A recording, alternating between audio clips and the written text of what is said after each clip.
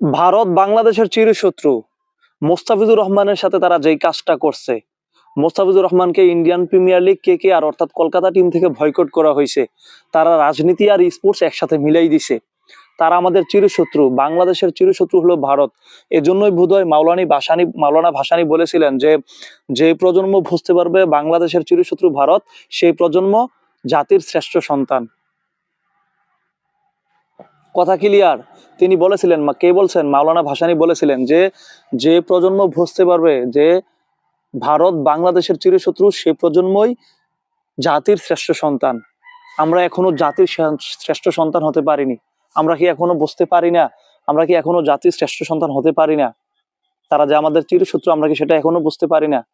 না বুঝেও বুঝি না, না বুঝেও না বুঝার ভান ধরে থাকি।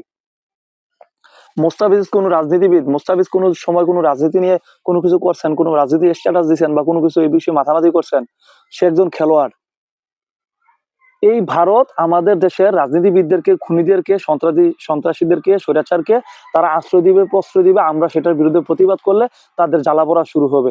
তারা সেই রাজনীতি, সেই বিষয় নিয়ে স্পোর্টসের সাথে অর্থাৎ খেলাধুলার সাথে তারা লাগাইবে। মোস্তাফিজুর রহমান তো কোনো রাজনীতিবিদ না।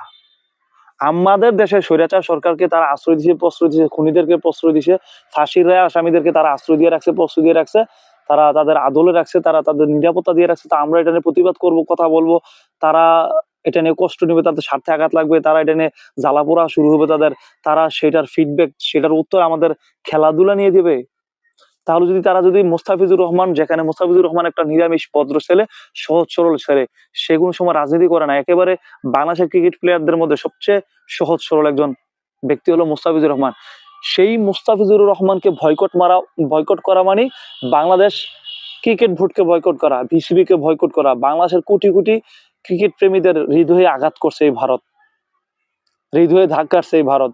বাংলাদেশের কোটি কোটি ক্রিকেট ভক্তদের হৃদয়ে, কলিজে আঘাত করছে, হৃদয়ে ধাক কাটছে এই ভারত।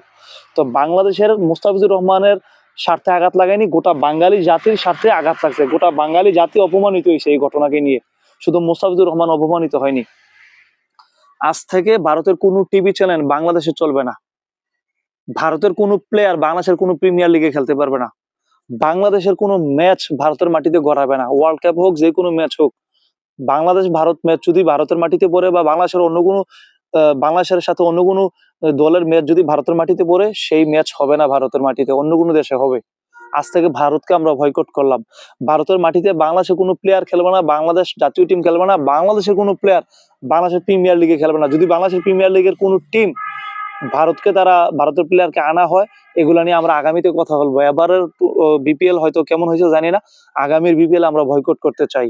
এবং বাংলাদেশের কোনো জায়গায় ভারতের কোনো পণ্য চলবে না। বাংলাদেশের সকল পণ্য ভারতের সকল পণ্য, বাংলাদেশের সবকিছুর দোকানপাটে যে কোনো জায়গায় হোক বয়কট। টোটালি ভারতের পণ্য বাংলাদেশের বয়কট। বাংলাদেশে ভারতের সব টিভি চ্যানেল বয়কট। তারা খেলাধুলা নিয়ে রাজনীতির সাথে জড়াই গেছে, রাজনীতি আইনা খেলাধুলা ঢুকাই দিছে। আর আপনি আমার দেশের স্বৈরাচারকে, সন্ত্রাসীকে, খুনিদেরকে আশ্রয় প্রশ্রয় দিবেন, আমরা প্রতিবাদ করবো, এটা নিয়ে কথাবার্তা বলবো, আপনাদের চলবে। এখন আপনারা সেটাকে খেলাধুলার সাথে অ্যাডজাস্ট করবেন? মোস্তাফিজুর রহমান কি কোনো রাজনীতিবিদ ছিল? তো এই জন্যই বললাম না, বলেছিলেন মাওলানা ভাসানী যে, যে প্রজন্ম বুঝতে পারবে ভারত বাংলাদেশের চিরশত্রু, সেই প্রজন্ম জাতির শ্রেষ্ঠ সন্তান। তা আমরা জাতির শ্রেষ্ঠ সন্তান হতে পারছি কিনা জানি না, তবে হবো ইনশাল্লাহ। আমরা জাতির শ্রেষ্ঠ সন্তান হতে চাই। আমরা ভারতের সাথে আর কোনোদিন মাথা নত করবো না। বাংলাদেশ এই জাতি ভয় পাওয়া জাতি না। বাংলাদেশের ইয়াং জেনারেশন, টকবগে যুবকরা, জুলাই আন্দোলনের যুবকরা ভয় পাওয়ার জাতি না, ভয় পাওয়ার যুবক না। আজ থেকে ভারত বয়কট, বয়কট, বয়কট।